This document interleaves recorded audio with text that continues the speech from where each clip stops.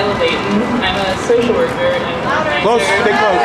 I'm a social worker and an organizer for the Solidarity Alliance of Social Services, SAS.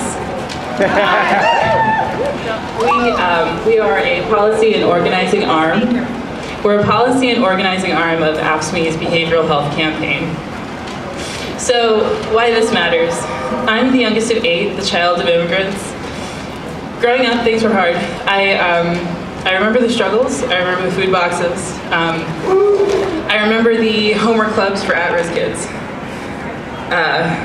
What I definitely remember the most, though, were the happy meals with social workers, the craft time with skills trainers and peer mentors, and the family sessions with endlessly patient and giving therapists. Despite the challenges that we faced, I will never forget the fierce compassion of the professionals that supported my family.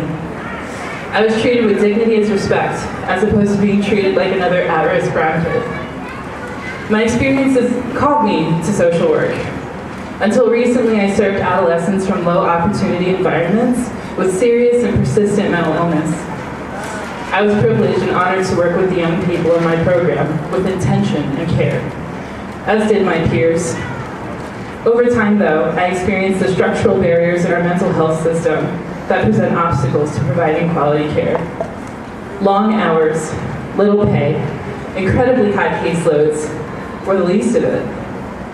I learned that phrases like cultural competence, diversity, trauma-informed care were hollow expressions for agency literature. I learned that talented providers were able to offer exceptional care in spite of the system, and not because of it. Systemic oppression, historical trauma, and the stress of being poor are profound risk factors for negative mental health outcomes.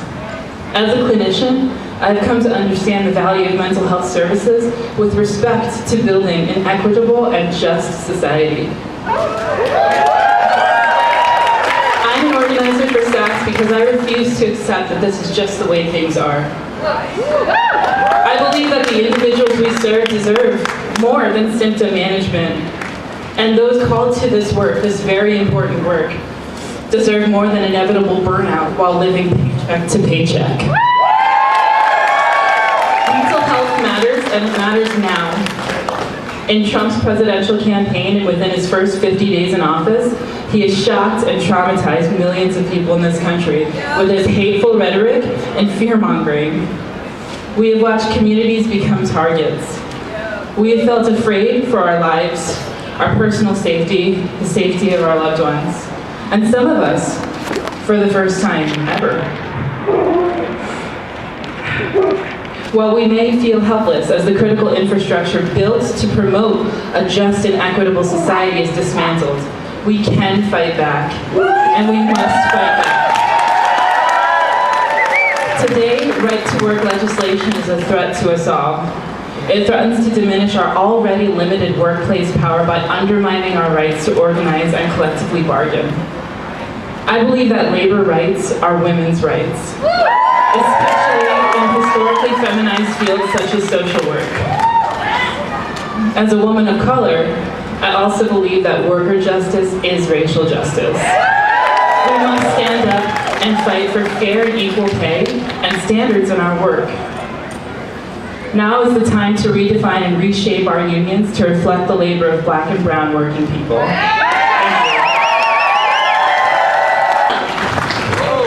I became a middle school math and science teacher 15 years ago.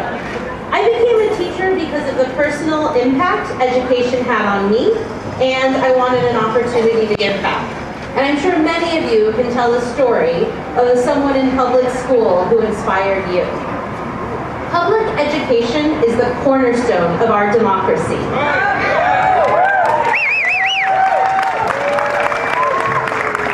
It brings opportunities to millions of children.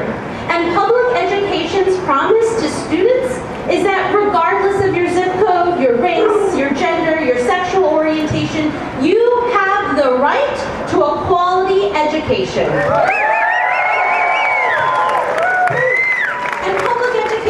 Our community. Public education supports the emergence of future artists, community leaders, CEOs, doctors, and teachers.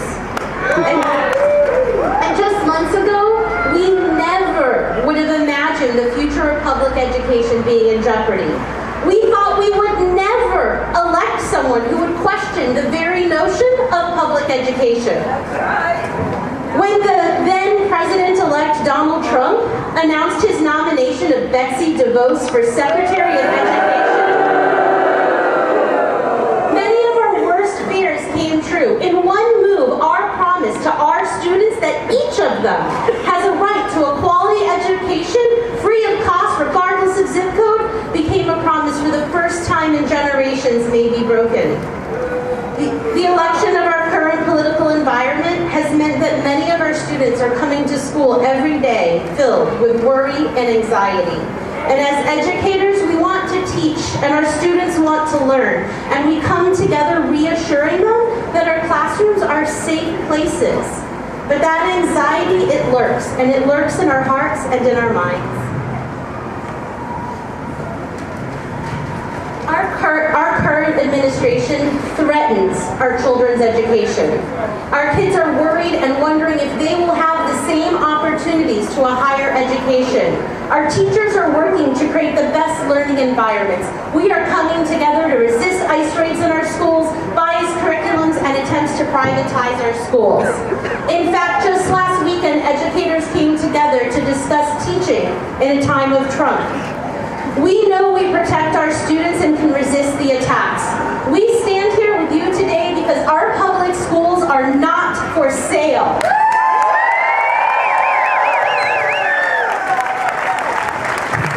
Betsy DeVos is the first Secretary of Education with zero experience in public schools. Betsy DeVos has never been an educator. She has never been a school administrator or served on a public school board. She never even attended public school. Yeah, it's wrong. Before her confirmation, Americans across the nation drove a bipartisan outcry of the Trump-DeVos agenda for students and public education. Millions of calls and emails were sent to members of the Senate and the President. America is speaking out. Betsy DeVos needs to listen because the future of our country and every single child deserves a great public school.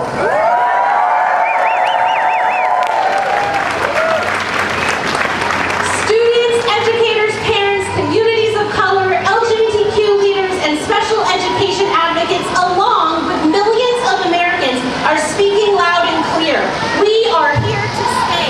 We will protect public education.